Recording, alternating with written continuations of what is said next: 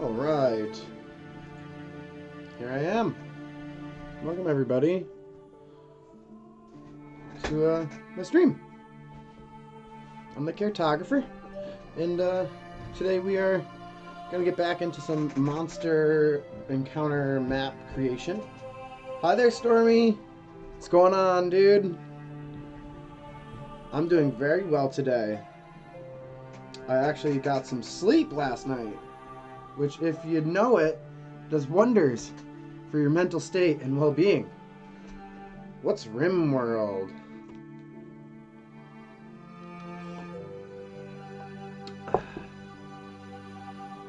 Oh yeah.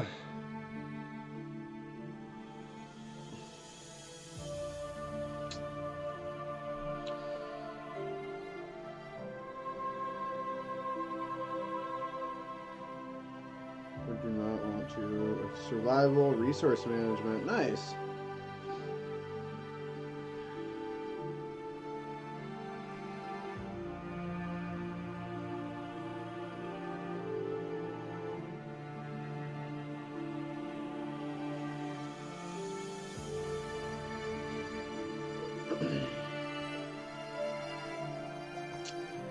So, we can just kind of pick right up where we left off yesterday, Storm, which is with our good old Google Docs here.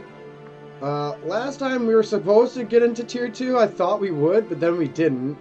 We ended up just doing more Tier 1 because I forgot I had one I didn't finish. So now we will do a Tier 2. So first things first. Copy. Paste.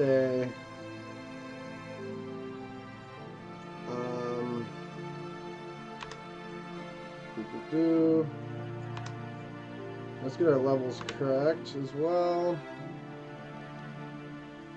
Add everything in. I think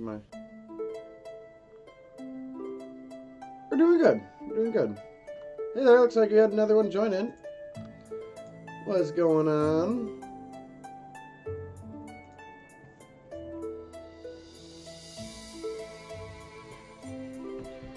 Okay. So, ooh, the Misty Forest. So,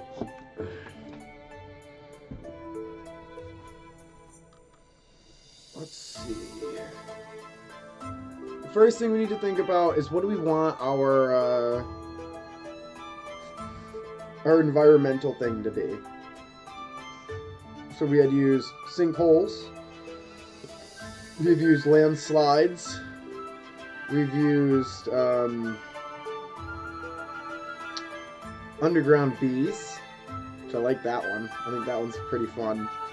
But now we're in the Misty Forest, which is an enchanted forest. It's one of the few forests that I think I just said it right there. It's like grasping vines or some sort. Something of the sort.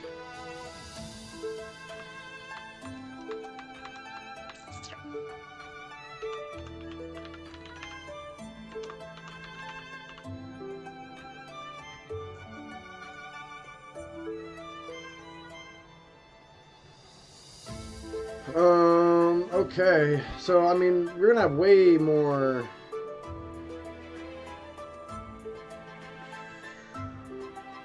tools, encounters. We're gonna have way more creatures here for the forest, so I've been excited to get in here.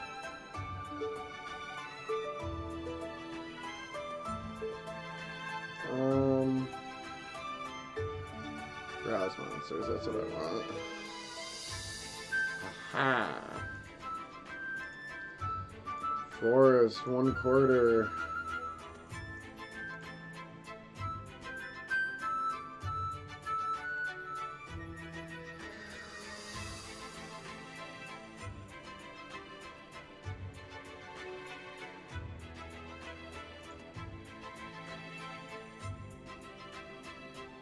How do I shut community off? Browse official content. There we go. Oh, jeez.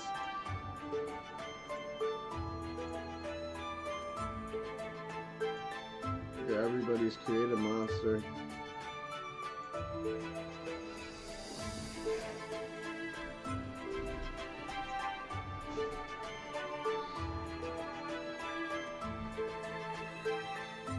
Oh.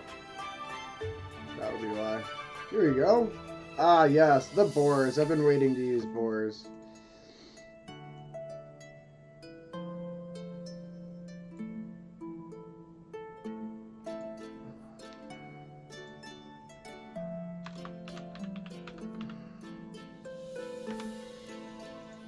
Do I have any more 1/4s? No, all 1/2s.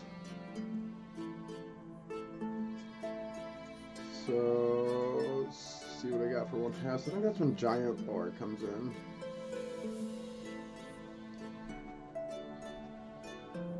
Apes, black bears, darklings, giant wasps.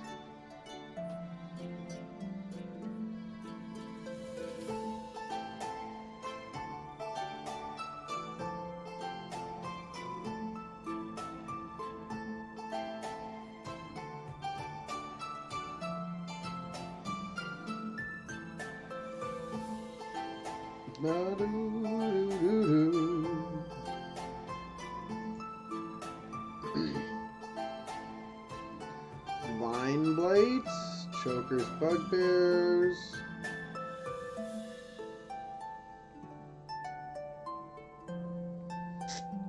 Giant hyena, giant spider, giant toad. Oh, that's one. Creature 1.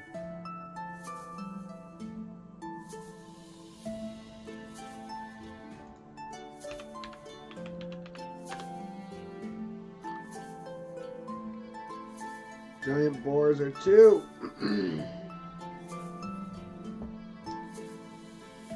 I think giant spiders. Because they don't get to come back in.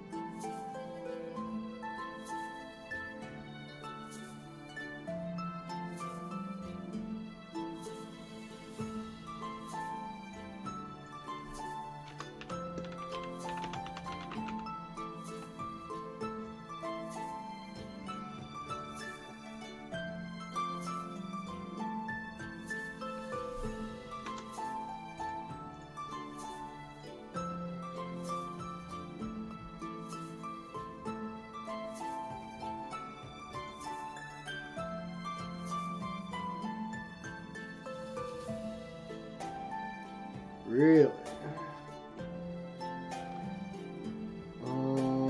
Shut that off.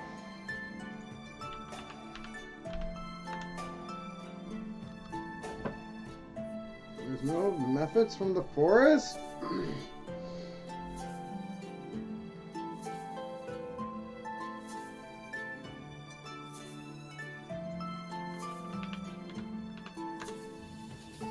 I guess technically methods aren't really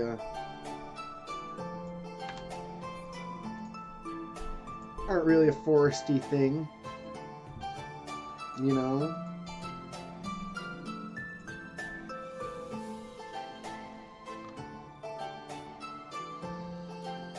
Ooh, a giant lynx.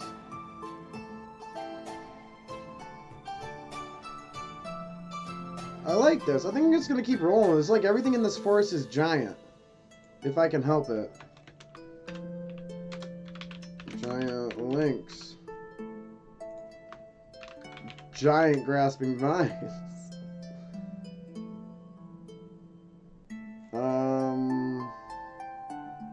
It's a creature 1/2. Make this giant lynx.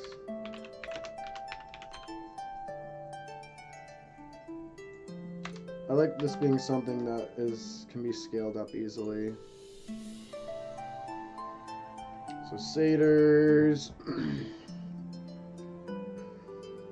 Dryads are 1.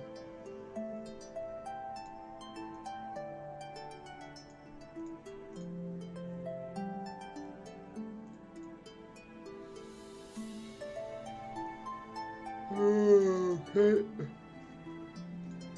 I just want to do that.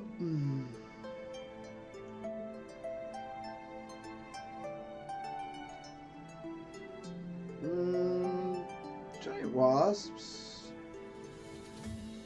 Definitely viable. I don't really want any type of people unless it's like something like a centaur. I think centaurs are higher level. Wood elf scouts. Me. I don't like applying creature scores to humanoid creatures. I like letting them be humanoid creatures. Vine blights.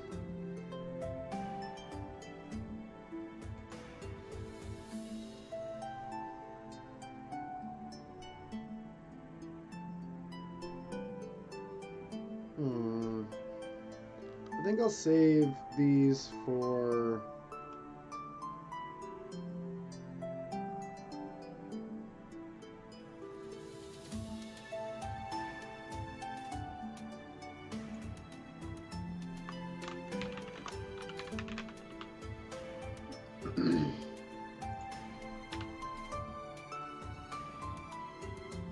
down there.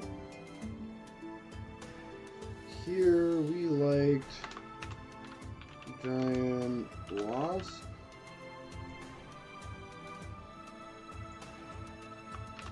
Giant wasp.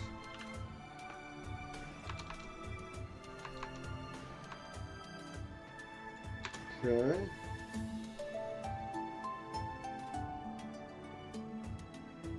TD6 boars, just a pack of boars.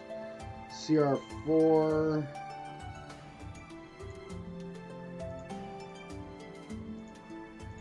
Let's check it out.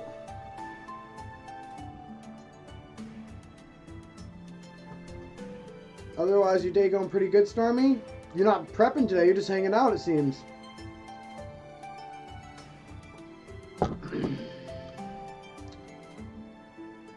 We dig that. We dig that for you. Wereboar, a Yeti, a Wertiger, Yuan-Ti.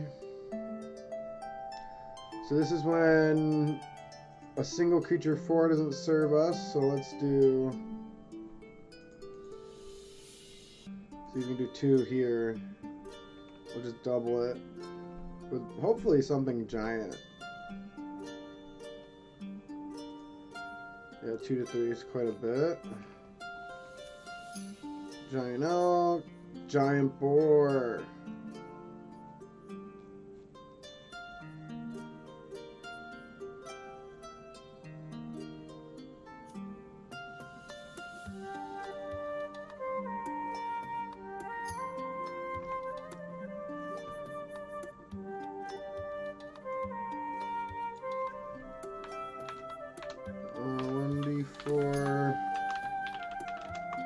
Giant boar.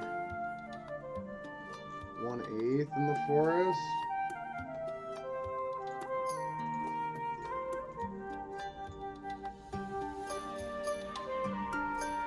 Boggle disease. Giant rats.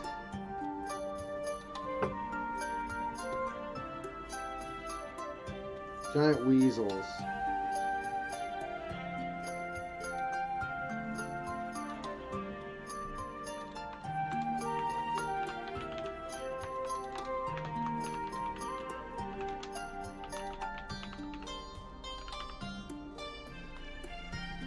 Ones.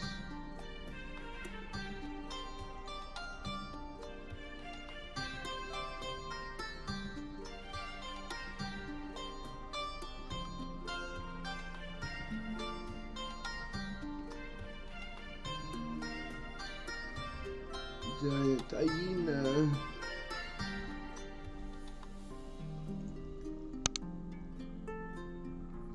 So I'm really trying to just go run with the theme here of giant stuff. Giant creatures. As it's like the forest's way of, like, I guess, enchanting the forest's creatures to defend itself almost. Nice. Yeah, do we have any word? Is it soon?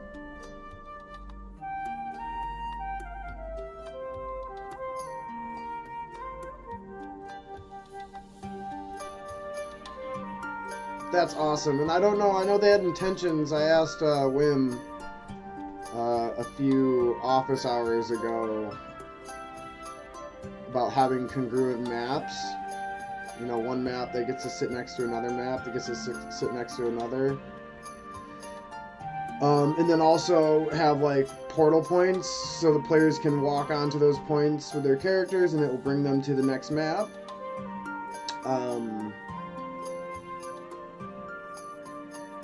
Yeah, I think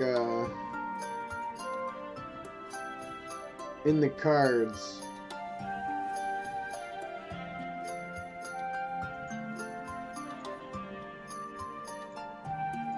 Double half here. Let's see what we get in a half. Giant loss molds.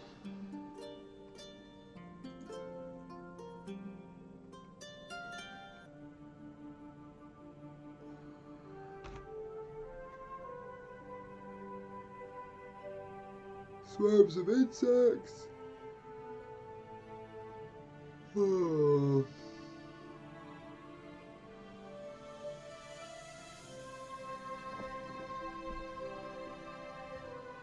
I guess maybe we could bring some vine blights in here.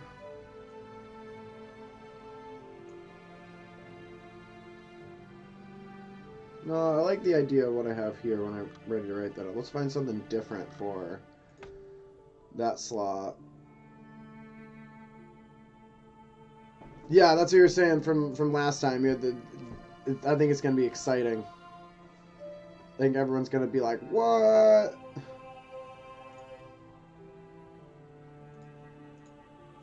Am I missing anything in one Quarterville?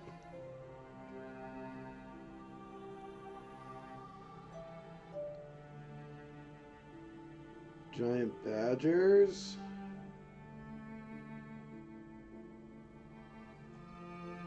Yeah, let's do some giant badgers.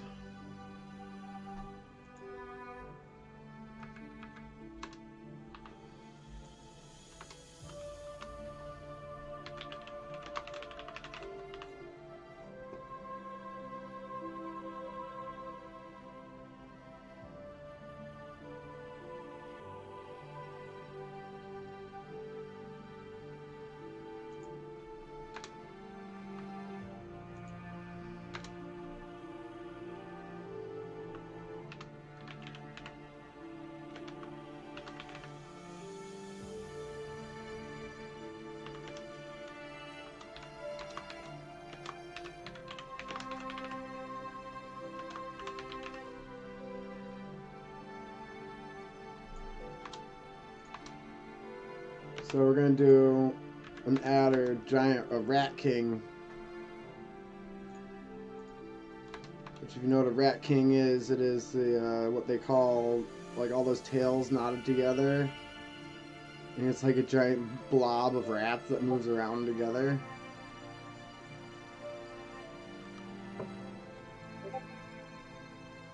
Once they kill the first lichen, they have like 20 rounds to kill the next. Got like 50% health.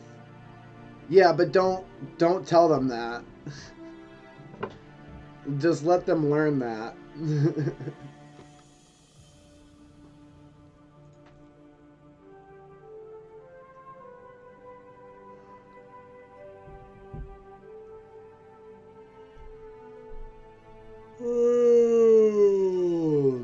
Okay, so we are on the next piece, Creatures 2.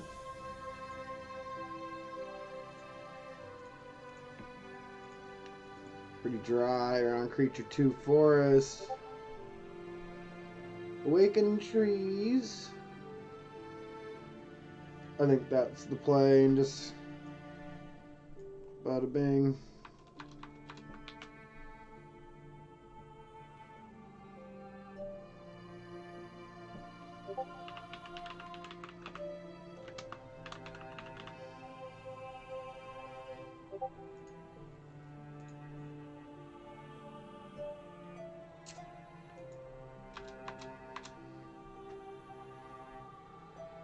D6 creature 1s.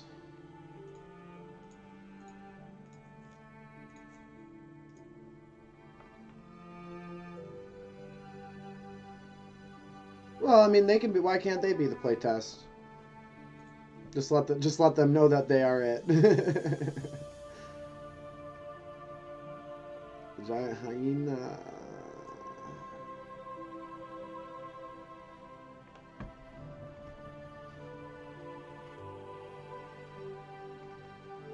Oh, Brazil, quickly.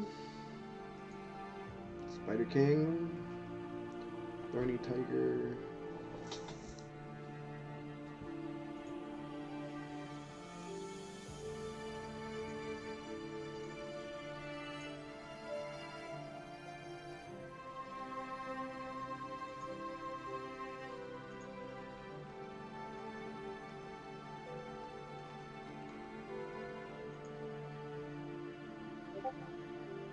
Green Hag.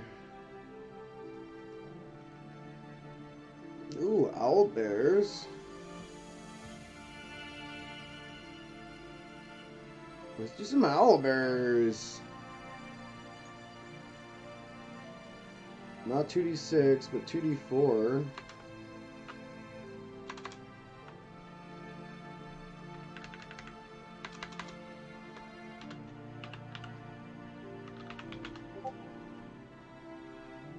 Everything in this forest is huge. Creature 6.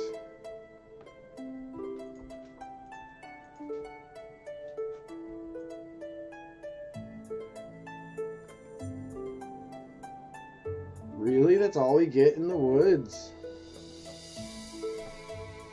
Let's widen it.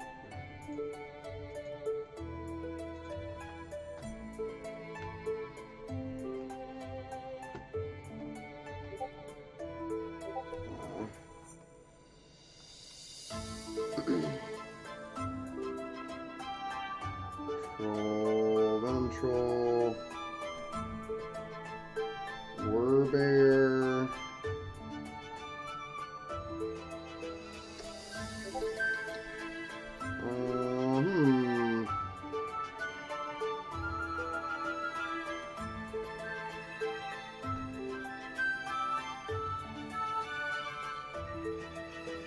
Is Sunday your pay-to-play game?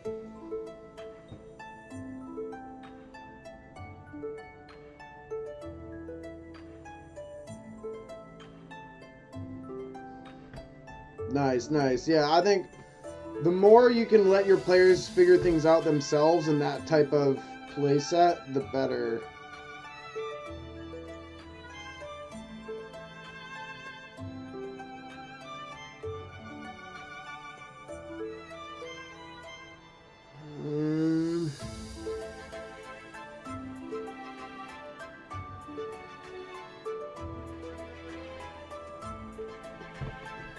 Vanderhob.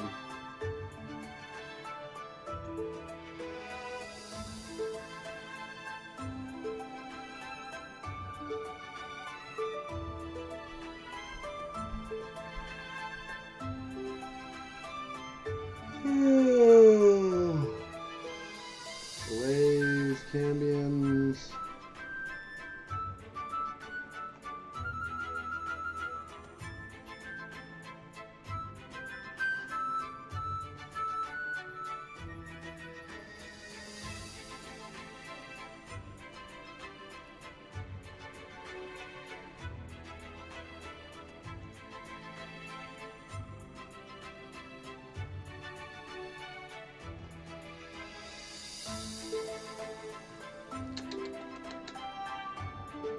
Earth Elemental.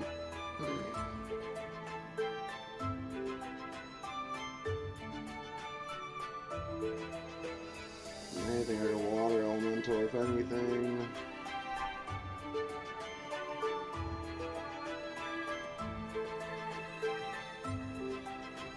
Nice. Yeah, perfect. They can just die in the fire. Die in the Fire Elemental.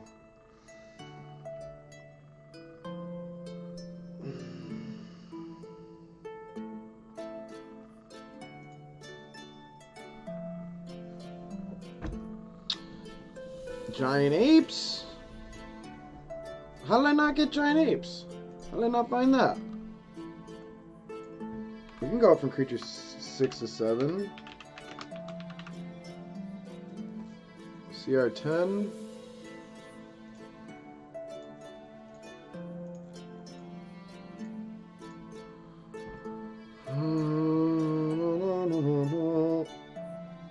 Ooh. Ooh. An Eladrin Quartet.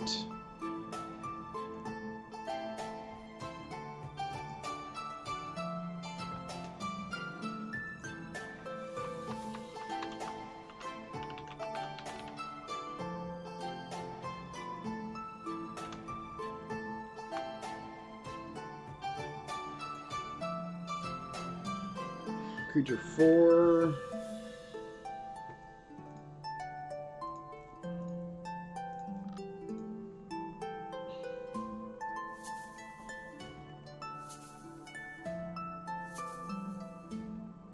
Stegosaurus.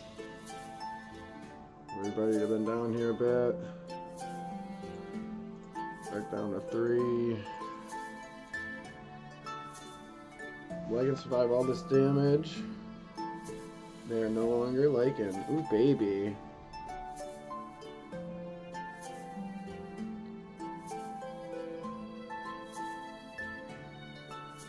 If they don't survive all that damage, then they just die.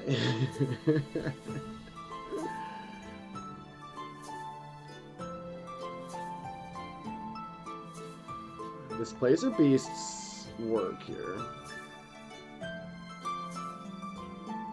And because we're going down, we'll do a lot of them.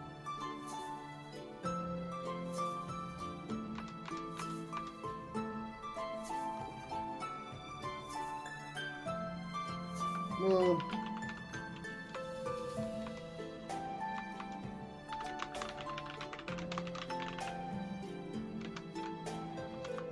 plus seasonal legend.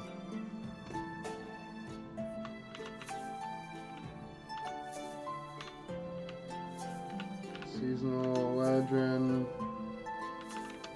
If 4 is rolled.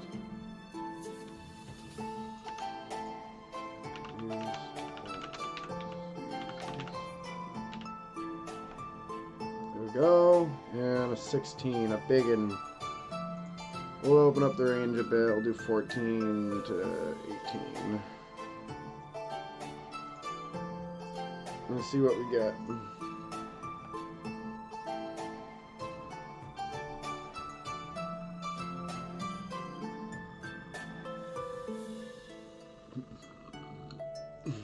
The players will have to choose.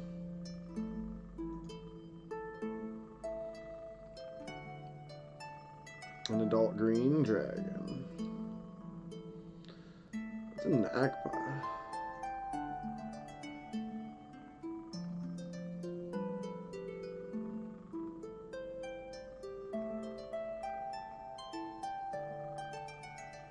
Man, dude, really not that much for me to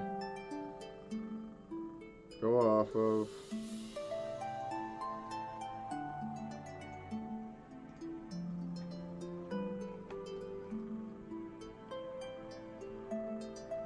Dire Trolls.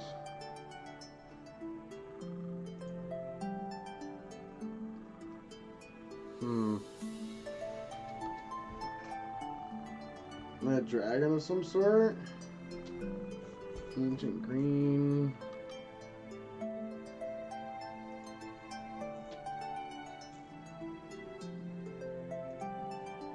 Well, let's see.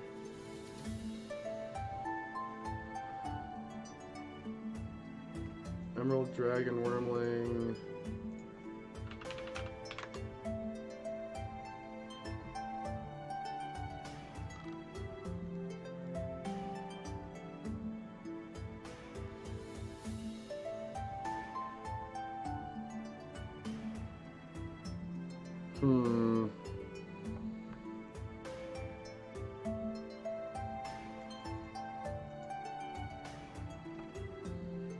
Emerald dragons are the most curious, cunning, and manipulative of the gem dragons, wielding psionic power to weave illusions and steam disorient. They cloak their own presence so they can observe other creatures without being discovered as they collect information on everything from local cultural practices to supernatural occurrences.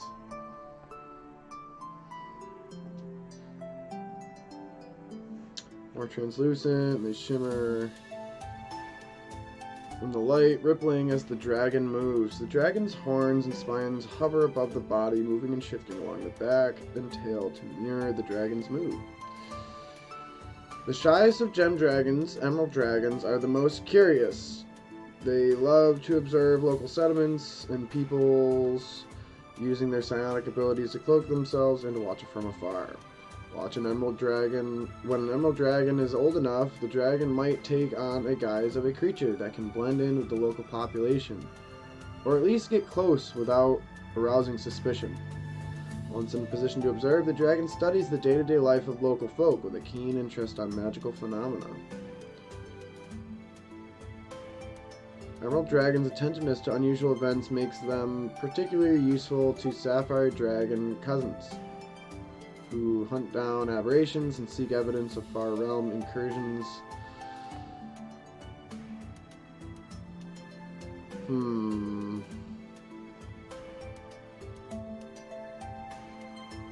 I don't think Emerald's the one I need here. Do we want a green dragon here? Let's read about green dragons. I would assume that it would be, there is no limit on how many times you can die. Unlimited deaths. Let them learn through death. The most cunning and treacherous are of true dragons. Green dragons use misdirection and trickery to get the upper hand against their enemies. Green dragon is recognized by the crest that begins near its eyes and continues down its spine, reaching full height just behind the skull. The forest-loving green dragons sometimes compete for territory with black dragons in marshy woods, and with white dragons in some Arctic taiga. However, a forest controlled by a green dragon is easy to spot. A perpetual fog hangs in the air in a legendary green dragon's wood, carrying an acrid whiff of the creature's poison breath. The moss-covered trees grow close together, except where winding paths trace their way like a maze into the heart of the forest. The light that reaches the forest floor carries an emerald green cast, and every sound seems muffled. At the center of its forest, a green dragon chooses to cave in a sheer cliff or hillside for its lair, preferring an entrance hidden from prying eyes. Some seek out cave mouths concealed behind waterfalls, or partly submerged caverns that can be accessed through lakes or streams. Others conceal the entrance to their lairs with vegetation.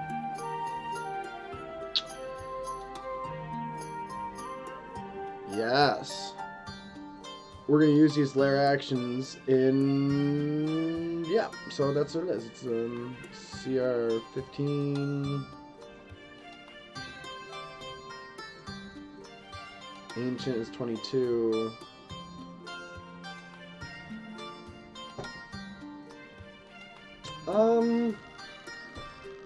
An adult is closer to the score I need it to be, so we're going to run with adult.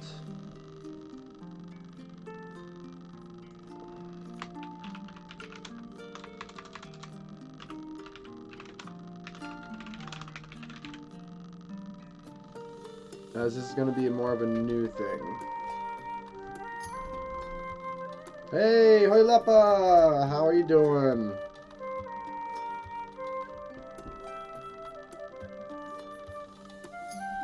Boom, we just banged out the Misty Forest Tier 2 list here. Let's go back and we'll do our risk versus rewards. A story piece.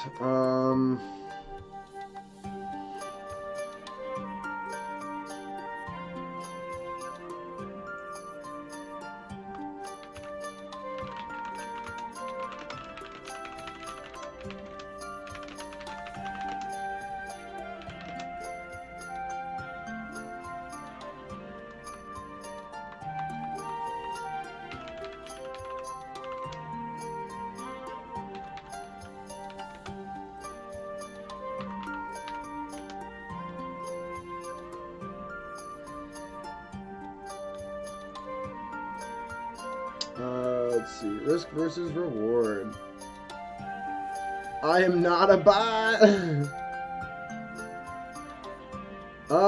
Yeah, I mean, I guess that's, you know, that's up to you, Storm. I would see with a normal roguelike, there isn't a death limit unless there's like a very short death limit, right? Like, but you're doing like like Bloodborne's. Like, imagine Dark Souls with a death limit. Nobody would like that game anymore, right?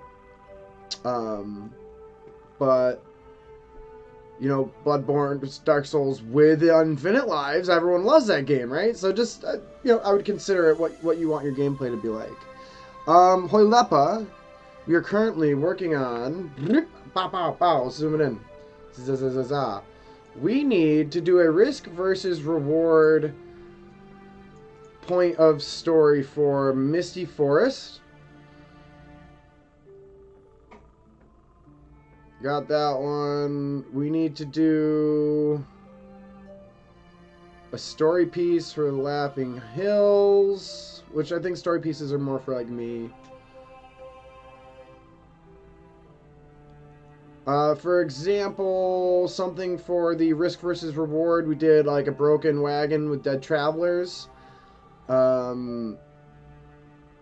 If they can make the medicine checks, then they can ascertain that orcs killed these people.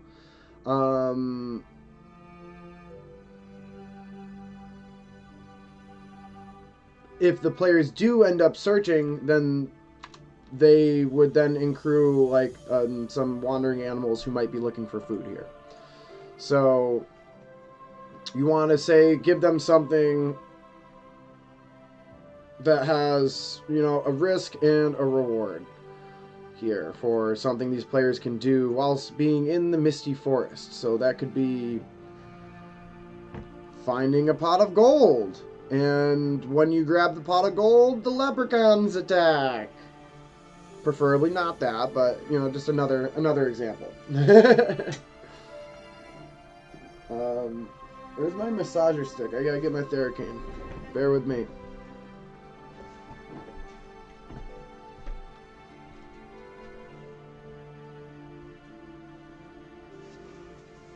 Oh, I think it might be in the shit.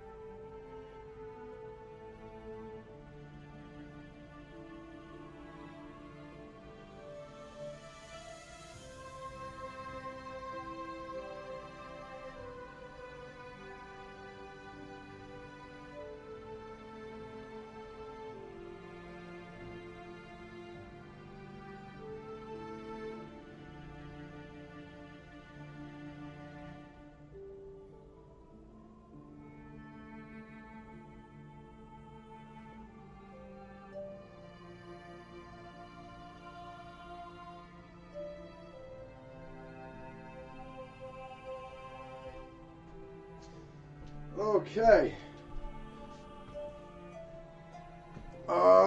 Something shorter than that. Hoilepa. Oh, I forgot the whole reason I went out there.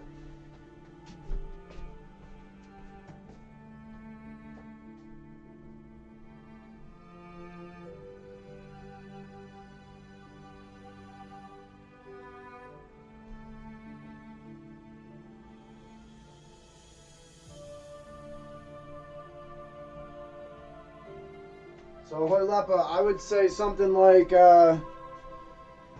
something shorter, something that isn't like a rabbit chase. You know, something that they can do then and there. So like for example, maybe they find an injured wolf. And if they ignore the wolf, no big deal. If they help the wolf, well then maybe the wolf becomes their friend. But if they help the wolf and fail, they'll get bit. And or maybe the wolf's family will come back and attack them, right? Something that's there happens now and then is done. Something that isn't going to eat up the story, but is a fun thing to do. So like I very much like, I love the energy of like when you're playing D&D and you're going from Daggerford up to Waterdeep, and upon that way you find a wagon. You know, just a trade wagon that just happened, it's pulled on the side of the road. You know, like it's some people crying for help. Do they need help? Is it a trap? You know, your players are going to have to make a moral decision. You know, stuff like that. A rare plant, but it's a strong poison.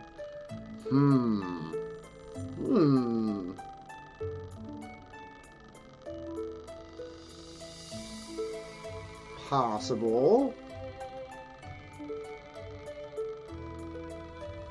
Has a...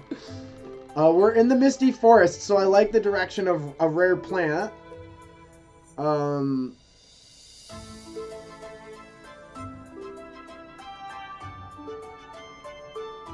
Yeah, I like that. I like the rare plant.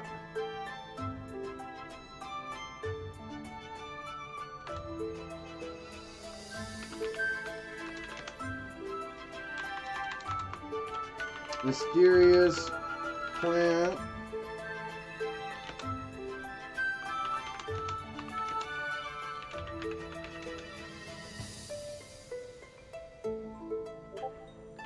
To discern its properties.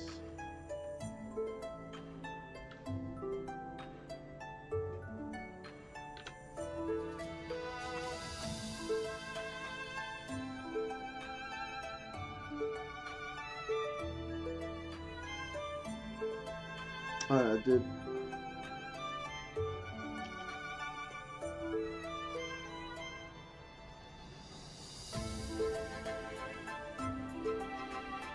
DC 10 nature discerns properties, DC 20 I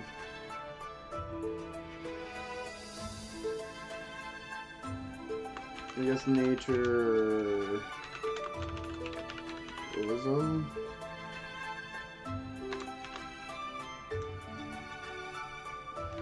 To harvest. If failed,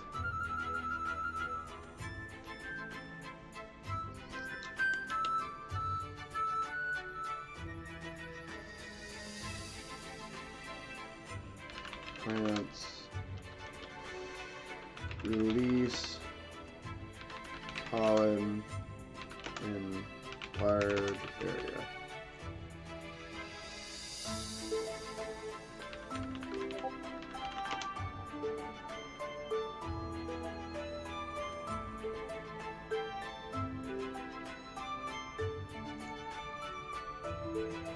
Ooh, also, you know what we can add to this?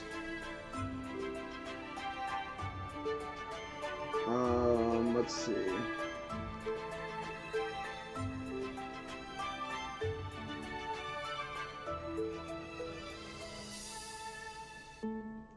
We can also add,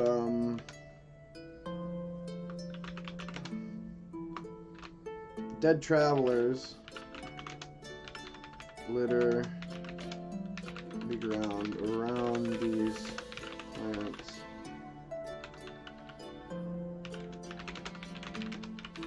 Random loot.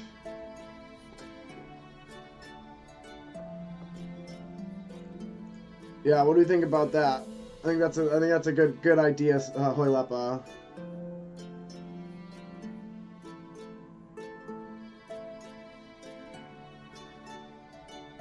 If it goes boom. No. Y'all are trying too hard. We already had the idea. We have a nice, simple, easy idea that fits the forest.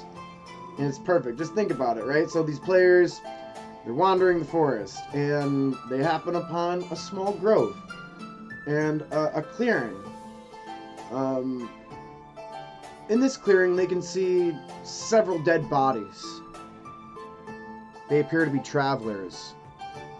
Some of them have some rather lucrative pieces of gear on them that don't seem to be lost to time. The players get closer, enticed by the loot. And as they get closer, you describe to them some mysterious plants that also surround the edge of this grove. And the players sit inside the center. And with a DC nature check, they can discern that these plants are dangerous. An easy check, a 10, something simple. These plants are dangerous, and if you get too close to them, they will emit poisonous gases, poisonous pollens. It appears the forest has tried to create a defense mechanism to keep people out. With a DC 20 nature check or herbalism check, they can maybe harvest these plants and render them pollenless. But if you were to fail that check, or I guess, the proximity is where I'm holding up here, because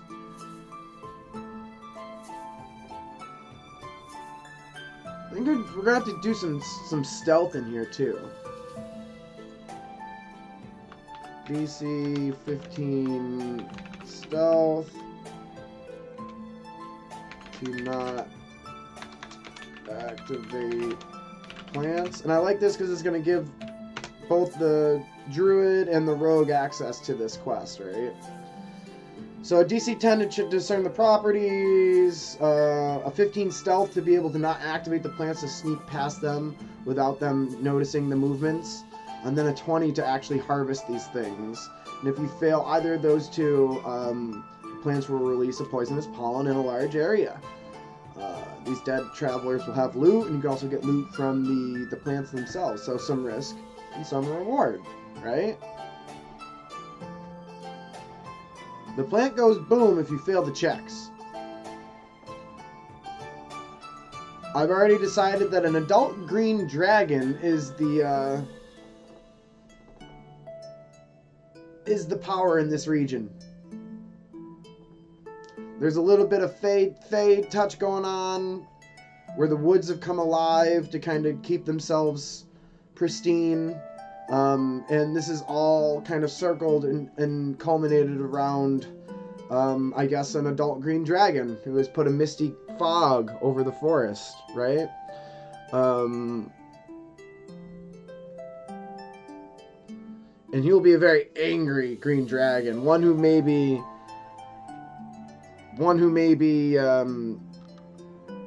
left his home for what he thought was a short amount of time, but in the lifespan of humans was a very long amount of time, maybe a few hundred years. And he has come back to a forest, his neighbor Ardeep forest destroyed, and he's come back to his forest under turmoil.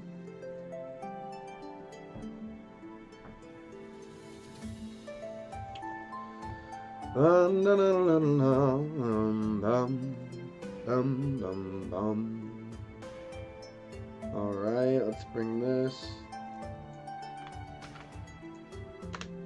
down to here. That's going to be the Sunken Plateau, which we named yesterday. Some more named that for us yesterday. We have Hoylepa doing the mysterious plants for us here. So I really love, hey Crafter, I really love, all the different pieces that my viewers have kind of been able to add to my campaign. I never really thought it was going to be a thing, but I think it's cute. I love it. Because, a lot of times the ideas, like I said, they just need to be small. They don't need to be these big, grand things. Right? Just some mysterious poisonous plants in the woods. It's perfect. And we also got, we'll just kind of recap. We have giant spiders, giant wasps. We have regular boars because I've just been meaning to use them. They're the only not giant thing in this woods, I think. Giant weasels, giant boars, badgers, giant rats, a rat king. awakened trees, giant lynx, owlbears, giant apes, some seasonal eladrins, some displacer beasts with an eladrin, and then adult green dragon kind of make up the encounter list for the Misty Forest. It's all giant creatures and people from the Fae, and just like a magically infused and touched forest. And also, because we have a green dragon here, there will be a lair action for the woods, for the forest. So we are just chugging along here on these tier lists, these encounter lists for my players. So I'll just bring this up just because visual aids really help me, so I assume they help everybody else.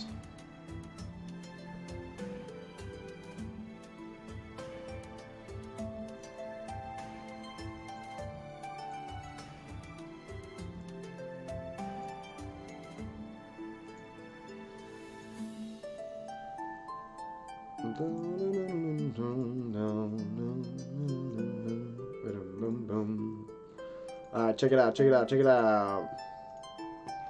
So this is my key. So essentially we have done the Lizard Marsh here. In the red has a tier 1. We have done the Flotian Hills, which I think I might change that name. I think it might be the Ardeep Meadow or something, or the Ardeep Hills. We've done this, tier 1 as well. We finished this one last session, which is the Laughing Hills. Tier 1 as well. We just finished Purple, which is the Misty Forest, tier 2.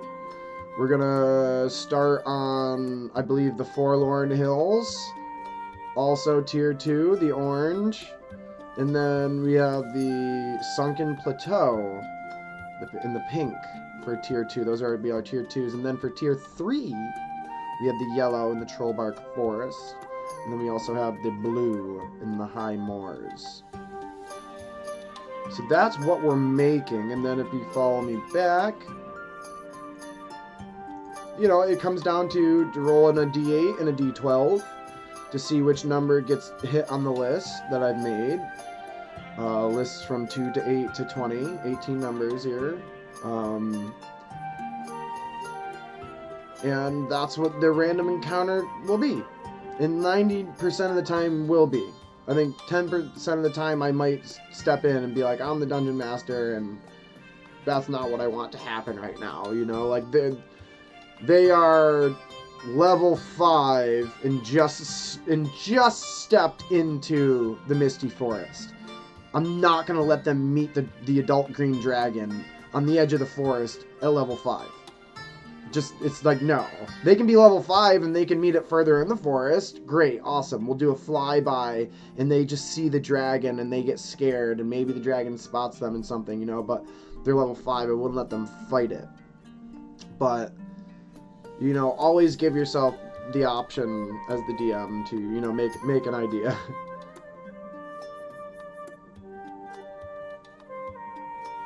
They do, but like I said, like I wouldn't let the adult green dragon be sussed out on the edge of the forest. If they're thematically story-wise had just stepped into the forest, I wouldn't let that roll happen. Like I would let that roll happen as their second or third roll, but not on the edge of the forest. It just doesn't make any sense. The dragon wouldn't be over there.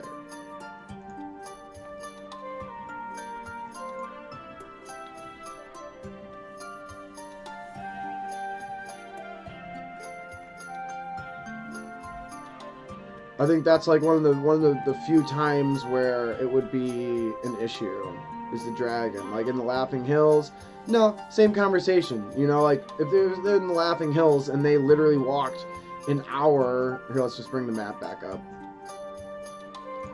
Say they walked an hour from Gillian's Hill, right there in the green. Y'all see that? I'll zoom in. So they walked an hour from here to here, and it's their first encounter roll in the thing. You know, like these giants wouldn't be here.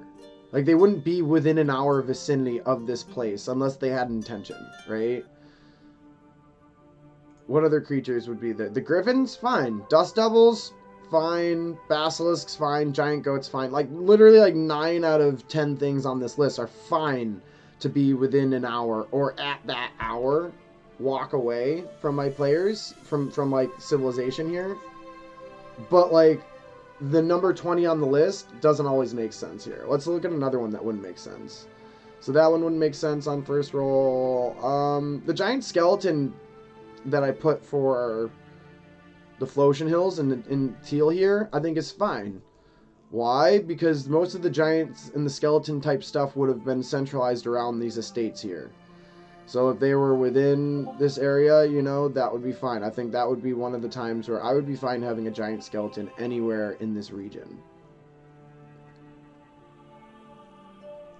And I think this would be a very great time, a great time to like have that thematic of like, say they were level 2 or level 3 and they rolled that giant skeleton, which is a big fight that they have no business, you know, playing around with. Let them learn a lesson there, you know, let them run away, let them be scared, right? And let them come back and maybe find that skeleton in a similar area.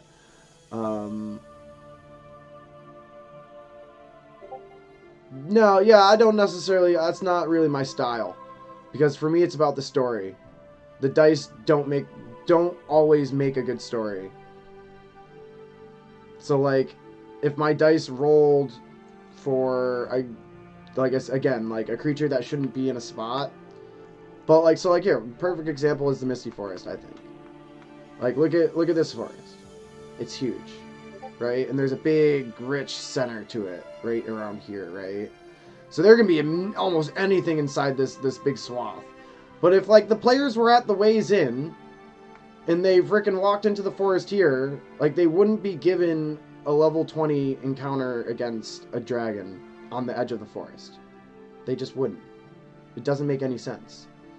Unless it was, like, say, maybe in the High Moors, and I had, like, a black dragon that was actively harassing people, but this dragon isn't actively harassing. This dragon is specifically trying to keep people the fuck out of its woods, right? It's sitting in its lair and conjuring as much mist as it can to keep people out of the forest. So I think it's going to be a lot of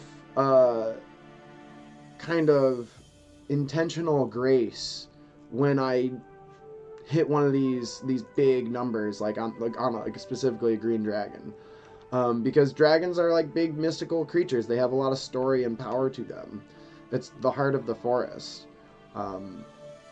So maybe even like let it be rolled multiple times and see if it does.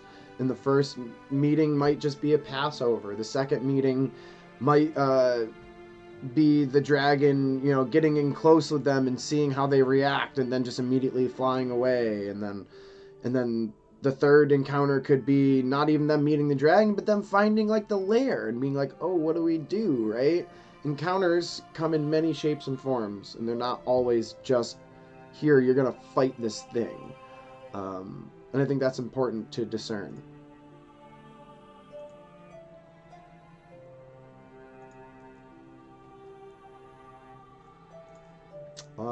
Okay, so let's see. Let's bring us back to my docs.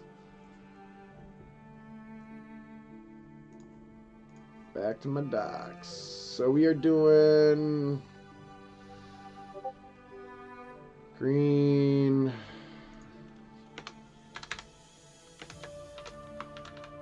purple. There we go. Forlorn Hills, orange. That is not how you spell orange. That is how you spell orange.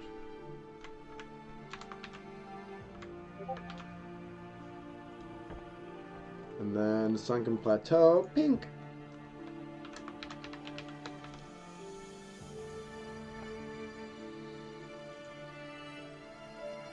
Ilo, what's going on? Welcome everybody. How's everybody doing today?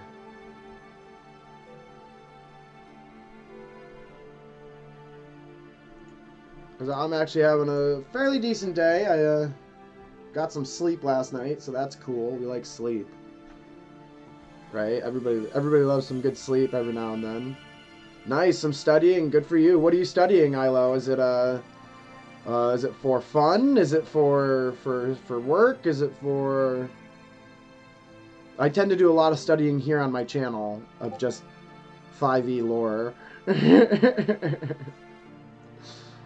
Nice, good for you. Good for you. I think we got some people just hanging out. Okay, so the Forlorn Hills. We need, let's scroll up, let's look. There's some mountainous regions here. I think these are really steep. I think there's gonna be rocks. Rocks that fall. Too much D&Ding, oh my god. Hey, thanks Cheesy, appreciate the lurk. Hey, anybody that does wish to lurk, just make sure that you're muting the tab up top, not the sound bar down bottom, just so that your Twitch algorithms qualify you as a lurker. There's no such thing as too much D&D, but there is such thing as balance in life, and we should have it in our studies, in our work, and in our everything. But too much D&D? No, crazy idea. So I'm not going to bring the map up, but I'm just going to denote that there is some gray mountainous peaks at the center of these hills, and everything around these hills is very high terrain as well. So I'm going to say that in general, the terrain is very steep here, and these hills are going to be constantly maybe crumbling away, and rocks will be rock falls. Rock falls as a danger. Alright, we can get our creature maps up here.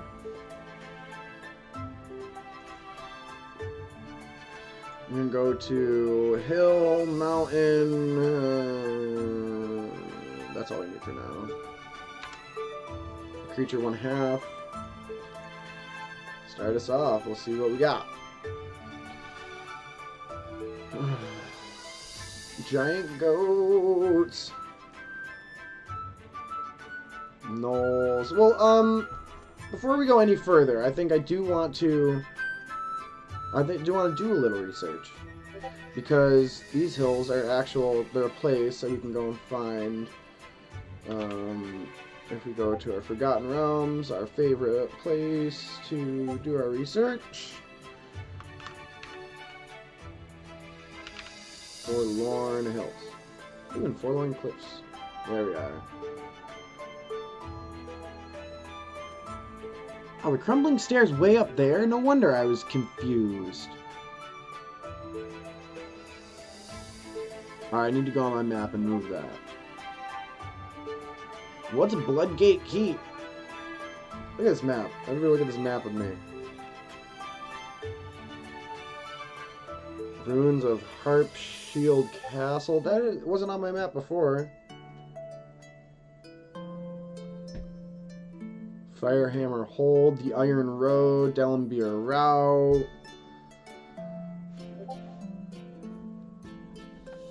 Yes, Leuven. Yeah, I got research. I guess I've been neglecting this upper corner of the map here, and I need to not. So we're gonna have ourselves a little deep dive, because this Forlorn Hills, they go back. They go back to the beginning times.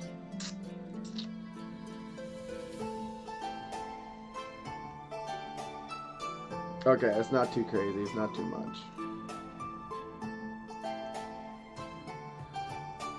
All right. Oh! We will read. The Forlorn Hills was a hilly region in northwest Faerun, between the Dezerin Valley and the Dellenbeer Vale. The hills were once the center of the ancient Shield Dwarven Kingdom of Dardath, one of the 3 kingdoms in Falorm. the realm of the Three Crowns, and were then called the Dark Hills. After the triumvirate, ooh, that one's a tough one, collapsed, the Three Crowns, I presume, collapsed, in the year of the Lamia's Kiss, the Dark Hills became known as the Fallen Hills, or more commonly, the Forlorn Hills. The people of Alentar, Athalantar, called them the Horn Hills. Some folks mistakenly called them the Sword Hills, confusing them with a smaller range of hills on the south bank of Delambir. Geography. The hills were located on the east of the Ardeep Forest, across the swath of open land that contained the House of Stone, and was once the realm of Alembar. To the south was the Delambir Vale and the river Delambir. The Iron Road ran southeast from Wamford, skirting the northern edge of the hills, until it reached the village of Ullavin on the eastern edge. The town of Succumber was farther to the southeast. To the northeast was the High Forest, and to the northwest was Gostar's Creek, a tributary of the River Deserin.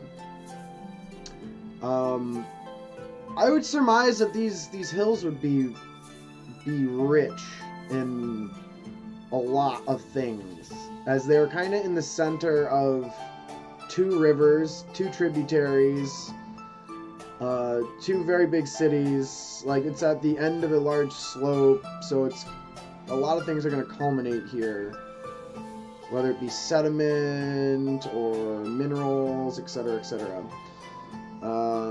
They were once part of a great forest that included Ardeep Forest, but dwarves cleared portions of it, and then later human from Athalantar put the western side of the hills, known as the Hallengorn Forest, to the torch, in an effort to drive the remaining elves away from the lands they wished to claim. The hollows between the hills were often in the shadow of the surrounding peaks, and thick mists typically obscured vision until high sun. By the time of the Forlorn, the landscape was stony, and the hills were isolated in places. The line of the hills that formed the northern border of the area were known as the Watchers of the North. There was a high ridge that arced through a portion of the hills near the center. It was here that the mansion known as the House of Taros once stood before it and part of the ridge were destroyed in a spell battle around the end of the 6th century, leaving behind the ruin known as the Crumbling Stair. So I found the Crumbling Stair a little while back, but I forgot, or I didn't forget, I just mistakenly this is what happens when you research things in lore build and stuff. You know, you make some mistakes and then you figure out where you went wrong and then slide some story pieces around, right? So I have the Crumbling Stair down in the Flotian Hills where the Ardeep Forest once stood. And the Crumbling Stairs are actually at the top of the peak of the Forlorn Hills. Actually at the top of the peak of the...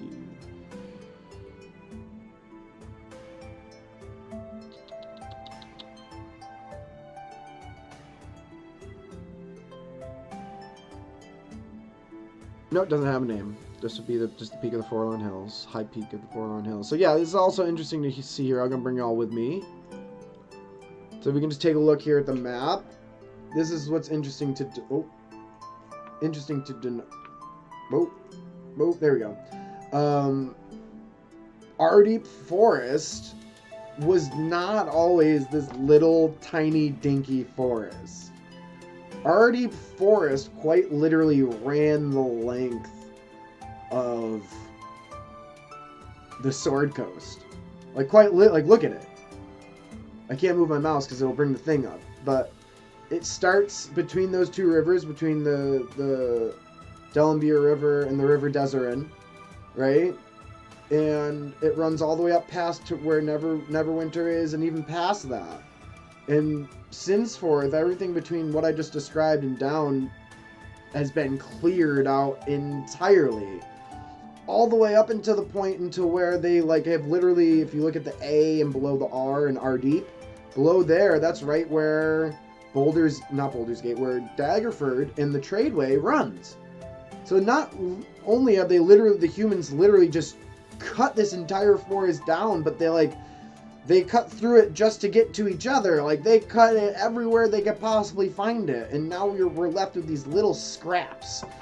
The Ardeep Forest is tiny, tiny, tiny, tiny, tiny. And now they have renamed it the Misty Forest because it is now taken upon a mist, which is from my adult green dragon. So that's all. I just wanted to connect those two story points for y'all. That's it. Let's go back. The first flowering, the elves. Yeah, there's a lot. I don't think I need to read all that.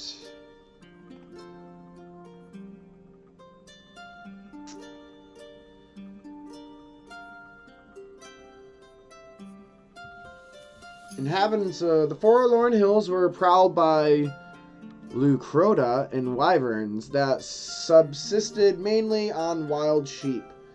There were also hill giants and ettins that managed to eke out a living in the scrub. The highest peaks were usually inhabited by copper dragons that rummaged around in abandoned dwarf holes. Various tribes of goblinoids lived in the hills.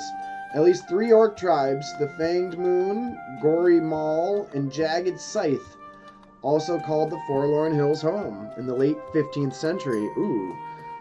Brigands and bandits often used the hills as a base for raiding caravans and holdings around the area. That is like everything I need for this entire script. So juicy.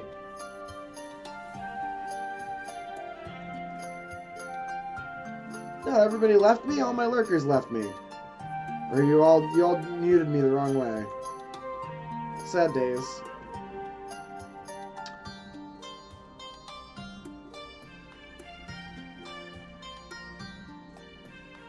So, let's see. What's a Lucrota?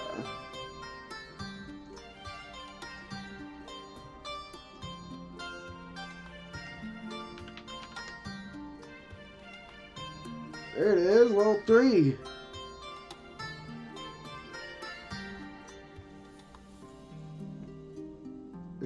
Interesting beast.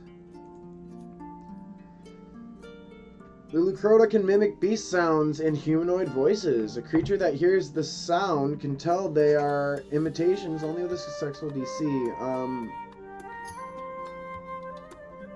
Any other creature other than a Lucrota or a Gnoll that starts the turn within 5 feet must have a con save or be poisoned.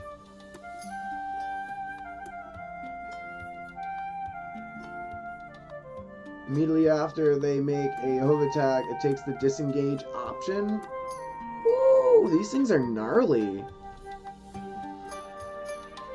You took the head of a giant badger, the legs of a deer, and the body of a large hyena, and then put them together and reanimated them with the demon ichor without bothering to cover up the stink of death. First, Lucrotas came into being alongside some gnolls during the rampages of the Yinogu on the material plane, while many of the hyenas that ate Yinogu's kills transformed into gnolls. Others underwent bizarre changes, and the Lucrota were one of these.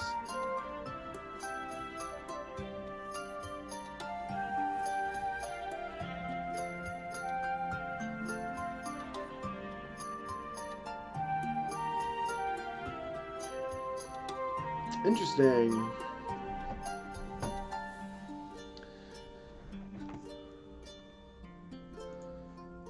Okay, let's see. Creature 3. I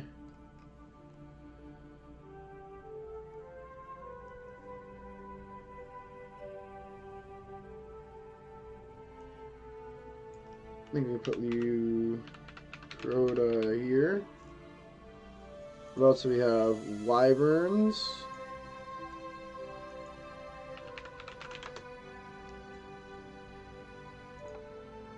Creature 6.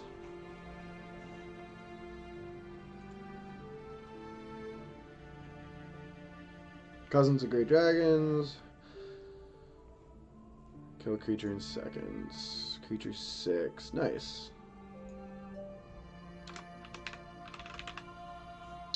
Wyverns.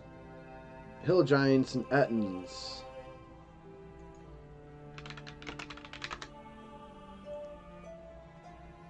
Creature 5.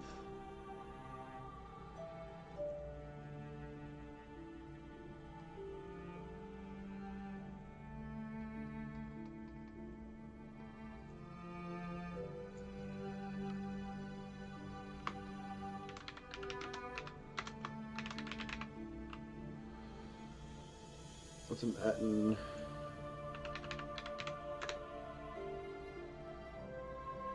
Creature 4.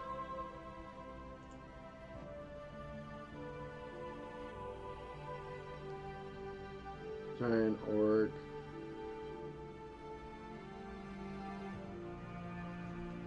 Interesting. It's like a two-headed orc troll thing. I have a single 4 up here. One Ettin.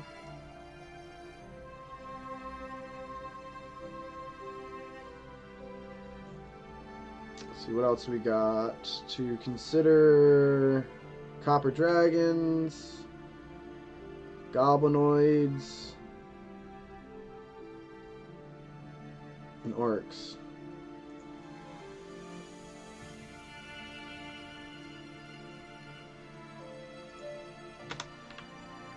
Orc. Orc.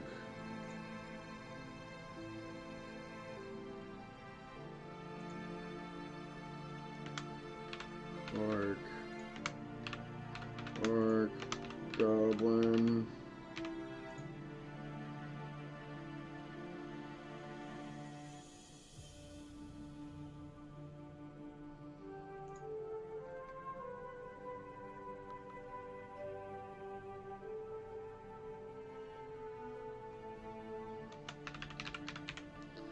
Goblin. Orc. Orc. Goblin. And then we'll put a bandit camp in.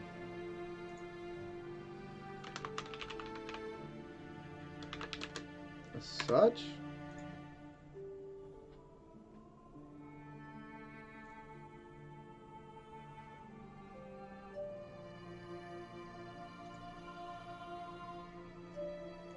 Alright, well, I think it's a short session, but we'll wrap it up there. Thanks, everybody. We'll see ya.